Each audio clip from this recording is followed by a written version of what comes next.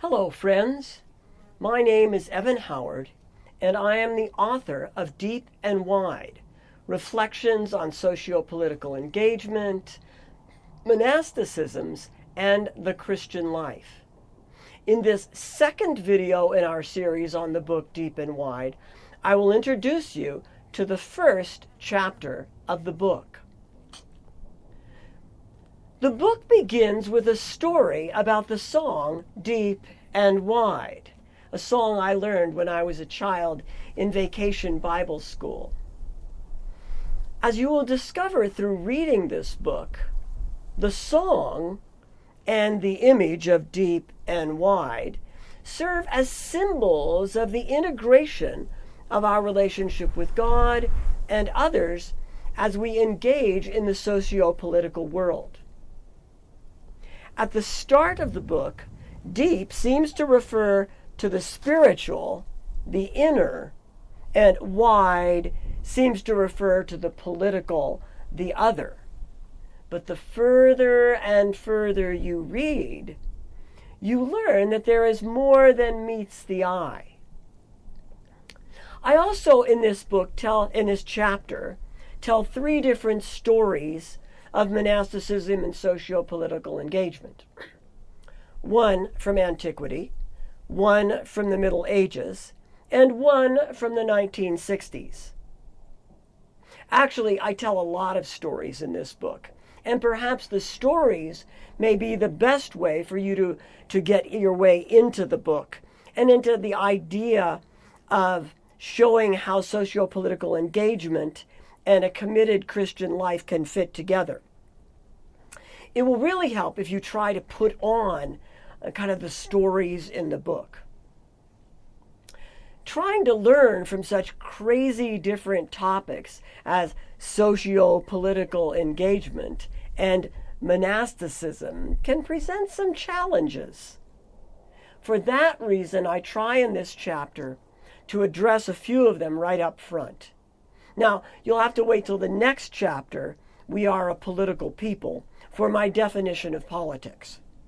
But here in this chapter, I acknowledge some of the pressures that we feel from our awareness of many complicated political problems and the impossibility of our own neutrality.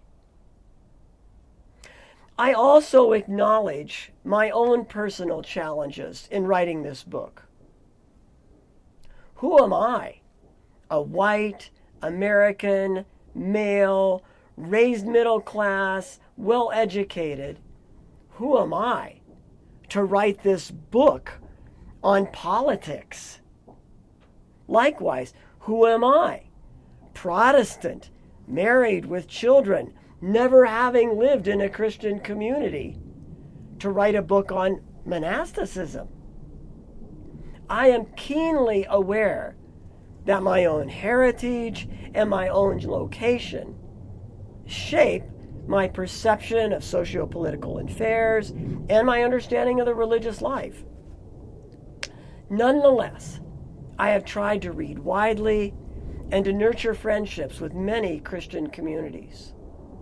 I have also, along with my family, tried to live something of a creative life in response to my political surroundings, like building this house with rocks that we quarried from the land.